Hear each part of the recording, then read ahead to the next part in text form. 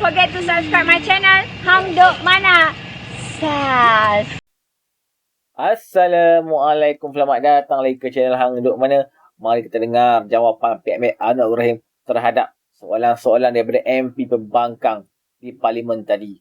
Sebelum tu saya baca sedikit. Tiada keperluan naikkan OPR ketika ini, Anwar. Perdana Menteri Datuk Seri Anwar Ibrahim berpandangan tiada keperluan bagi Bank Negara Malaysia menaikkan kadar dasar semuman OPR sebagai langkah untuk mengukuhkan nilai ringgit. Okey, mari kita dengar jawapan dari PMA Anwar Ibrahim. Dia minta komen macam biasa. Saya mengamati jawapan Yang Muhammad Tambun berkenaan dengan ringgit dan OPR, dan ternyata kenyataan Yang Muhammad Tambun konsisten di luar Dewan bahawa di antara cara untuk menaikkan ringgit ialah dengan kita menaikkan OPR, tapi realitinya tidak semestinya begitu. Saya ambil contoh, di Argentina interest rate-nya ialah 111.93%, tetapi mata wang mereka semakin merudum. Di Turki interest rate mereka ialah 35%, mata wang mereka juga semakin merudum. Berbeza dengan Switzerland dan juga Denmark, interest rate mereka sangat rendah, mata wang mereka semakin mengukuh. Jadi saya fikir pada pandangan Yang Muhammad, adakah di sana terdapat lagi cara-cara yang lebih berkesan untuk menaikkan nilai mata wang ringgit yang disebut tadi ialah de-dollarization. Tapi adakah kerajaan pandangan syarikat Malaysia perlu untuk menukar perolehan mereka dari mata wang asing pada ringgit sekurang-kurangnya 70% hingga 80% pegangan semasa untuk menaikkan ringgit? Terima kasih. Silakan. Terima kasih Pak Sebas. Memang benar, kenaikan faedah itu bukan ada satu-satu jalannya. Betul. Umpamanya, saya sebelum jumpa Presiden Tayyip Erdogan, ketemu juga teman lama saya, Mehmet Şimşek, Menteri Kewangan Turki. Kerana inflasi dia sudah 40%. Ya. Seperti itu juga Argentina. Jadi, untuk naikkan OPR itu ataupun kadar faedah, itu salah satu berjalan. Dan ada juga kesan yang agak sedikit positif, tetapi keadaan lira itu terkesan. Cuma keistimewaan Turki itu kerana kehadiran pelancong itu terlalu tinggi. Jadi dana asing masuk melalui pelancongan itu sangat tinggi, di antara paling tinggi di dunia. Jadi itu dapat mengekang sedikit tekanan. Sebab itu saya kata macam di Malaysia, inflasinya rendah. Jadi yang penganggurannya rendah, ya, ataupun masih berkurangan. Jadi sebab itu tak boleh banding dengan Argentina. Argentina itu inflasinya tinggi, ya. Dia 30-40% biasa. Jadi kita inflasi itu 2 dan kurang dari 2%. Keseluruhannya walaupun dalam beberapa item makanan sehingga 3-4%. Tapi masih relatif sangat rendah. Sebab itu saya lihat apa lagi, pelaburan bertambah, ya.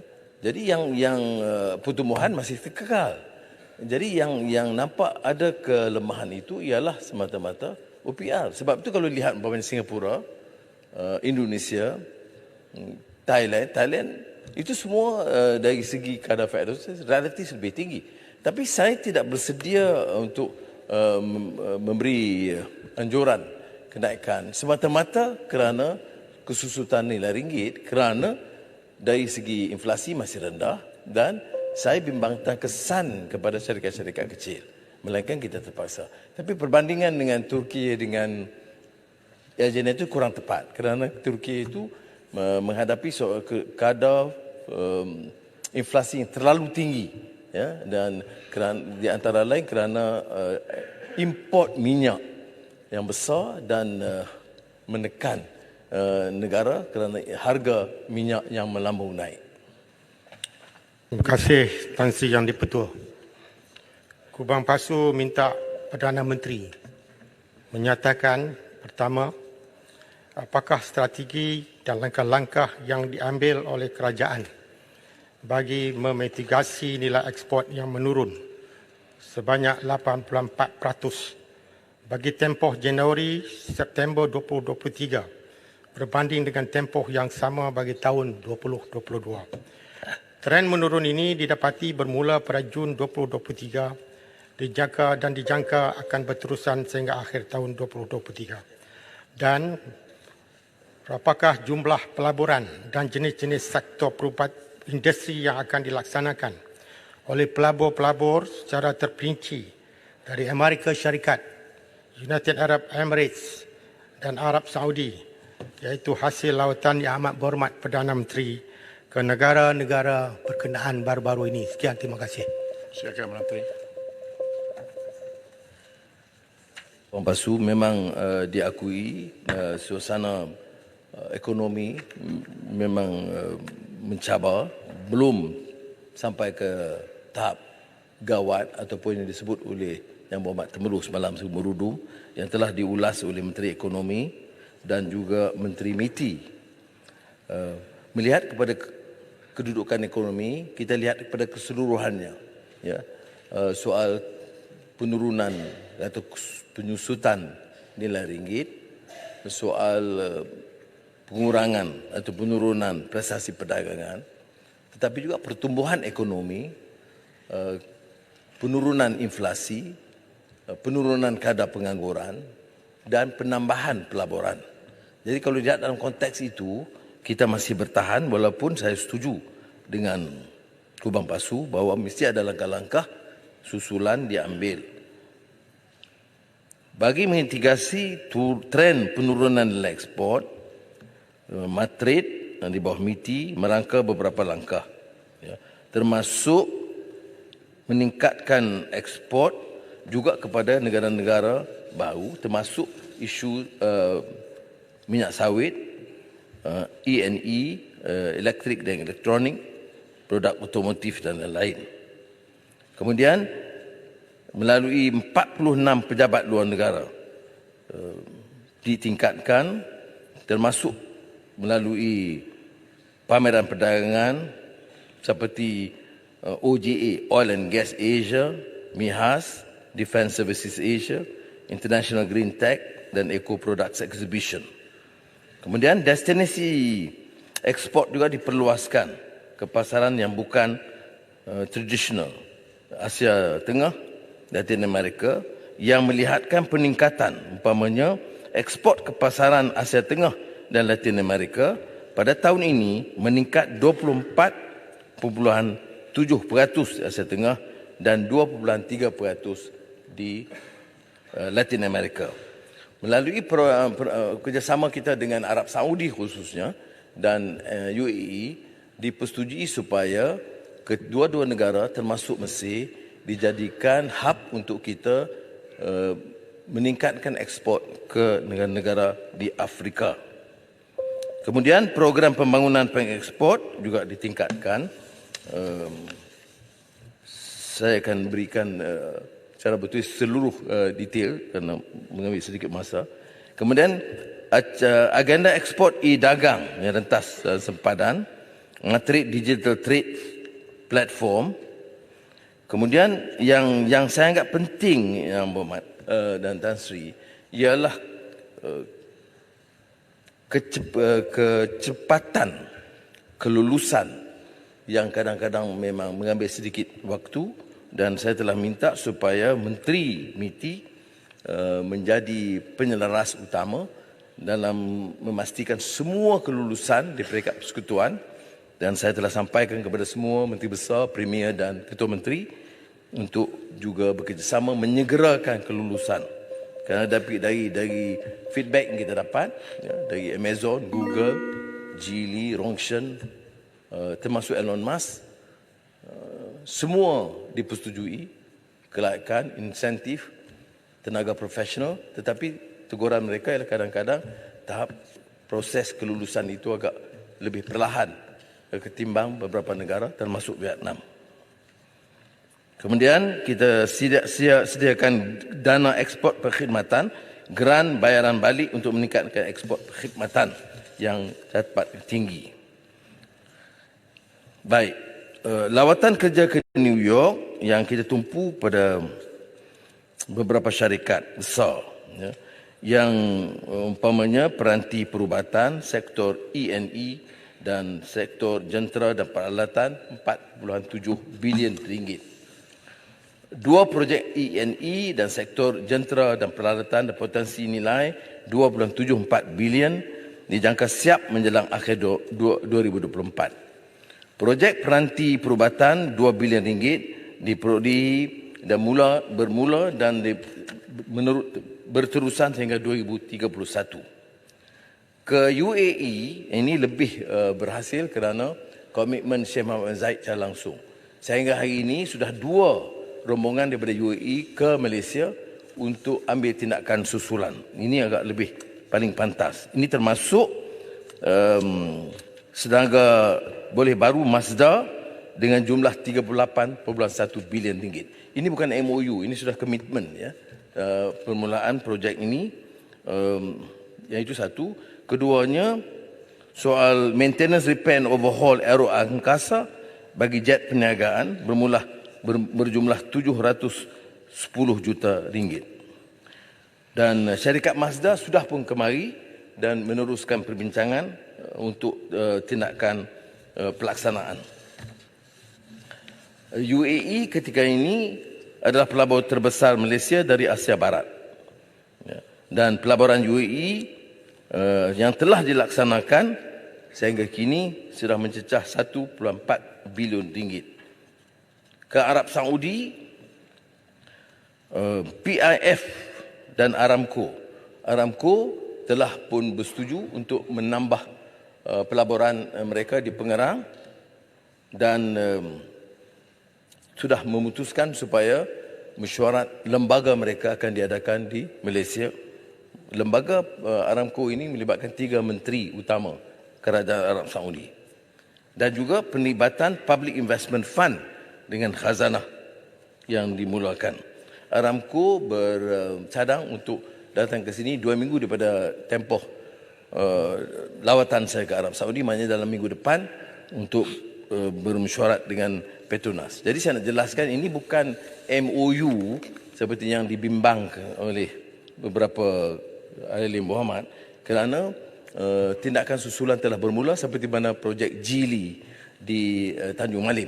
Dia datang untuk melaksanakan, bukan lagi MOU. MOU itu ditandatangani awal tetapi pelaksanaan dan mereka dah datang sendiri dan saya bersama Menteri Besar dan Menteri MITI telah pun ada di Tanjung Malim pada ketika itu. Saya ingat itu. Terima kasih. Sila Puan Masuk. Terima kasih Yang Berhormat Perdana Menteri. Satu jawapan yang cukup komprehensif. Tan Sri Yang Dipertua, soalan asal saya ada 2 tajuk, pelaburan dan perdagangan. Jadi soalan tambahan juga ada 2 tajuk, Tan Sri Speaker. Pertamanya mengenai pelaburan, apakah langkah yang akan diambil oleh kerajaan bagi memperbetulkan persepsi pemikiran sesetengah pihak termasuk ahli-ahli parlimen blok kerajaan sendiri yang bersoalkan keabsahan nilai pelaburan asing FDI yang diumumkan oleh Yang Amat Berhormat Perdana Menteri dan juga Menteri MITI. Umpamanya mengenai jangkaan FDI dari Jepun bernilai RM143 bilion yang diumumkan baru-baru ini. Seterusnya mengenai perdagangan, apakah perancangan jangka pendek dan jangka panjang kerajaan bagi menjamin kepentingan usahawan dan syarikat Bumi Putera serta GLC, ekoran ratifikasi perjanjian komprehensif progresif perkongsian Trans-Pasifik ataupun CPTPP baru-baru tahun sudah.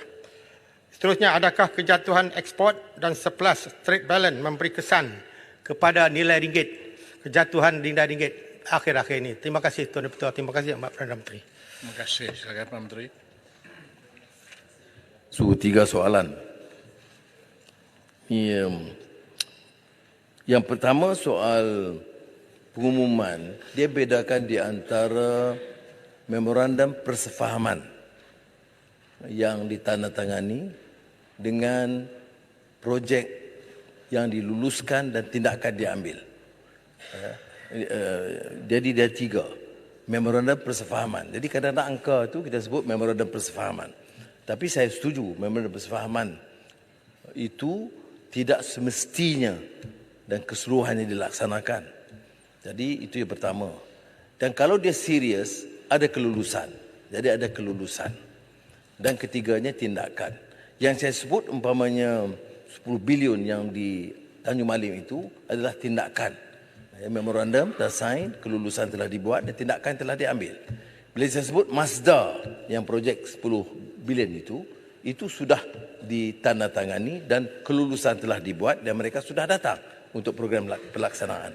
Tetapi ada projek-projek yang diumumkan, saya setuju dengan Kubu Pasu, bahawa yang belum ada mendapat kelulusan. Jadi angka-angka itu kadang-kadang berubah ikut bulan, mengikut kelulusan dan akan diumumkan oleh MITI.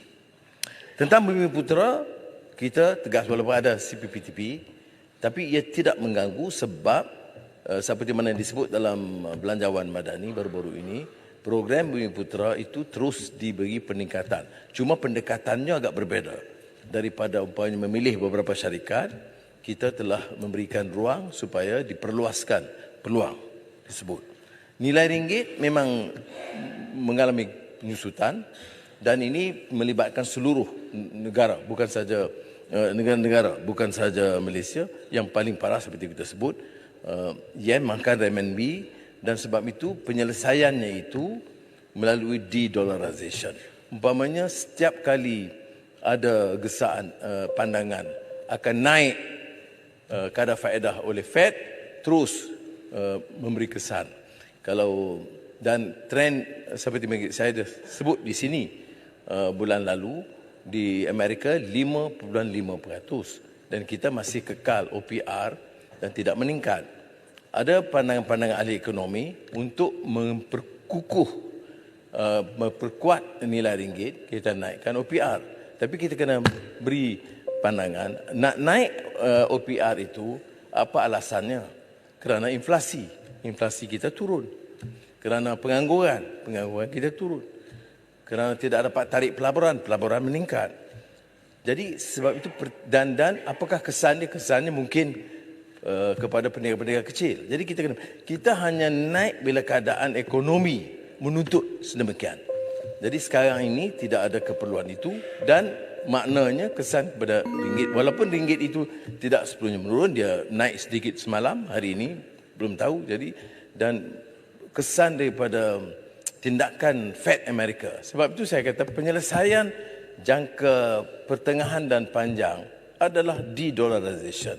Mengurangkan ketergantungan kepada dolar dalam perdagangan. Apakah ini mudah? Tidak. Tetapi apakah ia tidak mungkin? Tidak juga. Sebab dengan negara China, perdagangan kita yang tinggi, ya, hampir 1 trilion, 25%, maknanya puluhan bilion ringgit itu dalam ringgit dan RMB. Dengan Indonesia 18%, dengan Thailand sekitar begitu, 18-20%. Jadi baru 3 negara. Kita sudah bincang juga dengan negara Arab untuk memulakan yang saya katakan de-dollarization. Tapi baru kita berjaya besar hanya dengan 3 negara. Sebagai jangka panjang untuk mempertahankan ringgit. Siapa yang besar? Terima kasih Tan Sri Ketua, terima kasih Yang Berhormat Tambun. Saya memuji langkah kerajaan apabila kita beralih daripada destinasi ekspor tradisional kepada ruang atau eksplorasi yang baru. Cumanya Tan Sri Ketua Yang Berhormat Tambun, apabila kita nak meneroka pasaran ekspor baru, persoalannya adakah syarikat milik Malaysia mempunyai kemampuan untuk menanggung risiko? Saya nak cadangkan kepada Yang Berhormat Tambun supaya pihak JLC harus mengontroli eksplorasi yang baru ini. Dah apabila mereka sudah berjaya, kemudiannya serahkan kepada syarikat milik Malaysia. Itu yang pertama.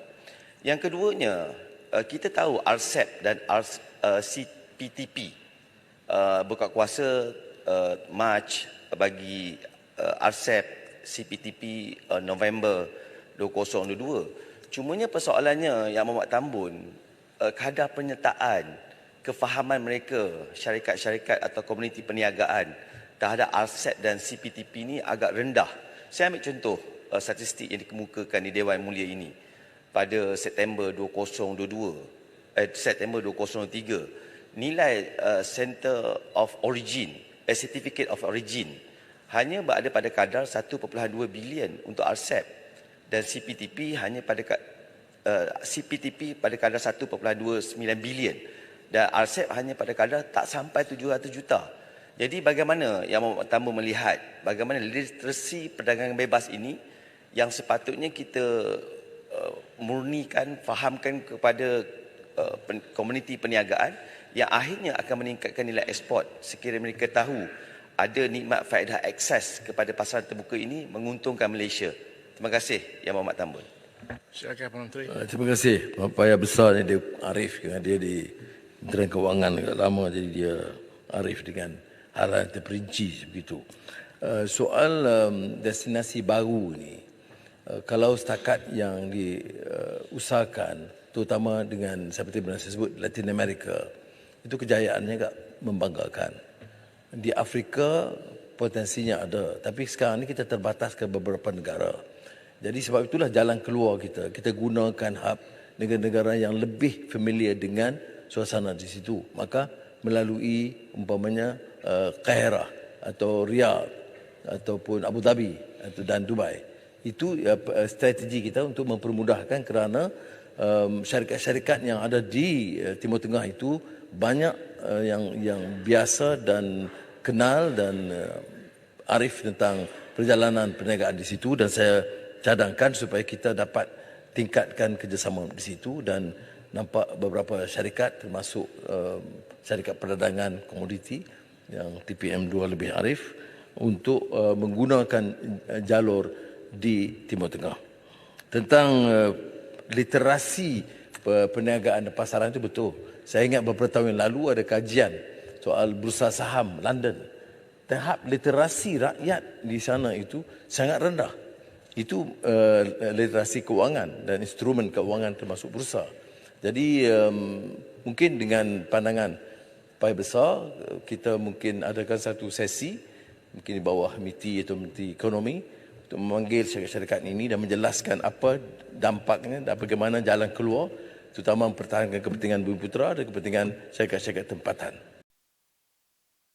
Kita tentang komen saya lah. Betul lah seperti pihak-pihak cakap tadi. Buat masa ni tiada keperluan untuk menaikkan OPR. Kalau pihak-pihak naikkan OPR, so kita lah semua akan menanggungnya, kena bayar lebih lah dekat bank, loan rumah, loan yang bersangkut paut dengan interest ni. So kita pun tahu OPR kita sekarang 3.0, OPR di US sana 5.5. Kalau kita kena 5.5, demam lah semua orang.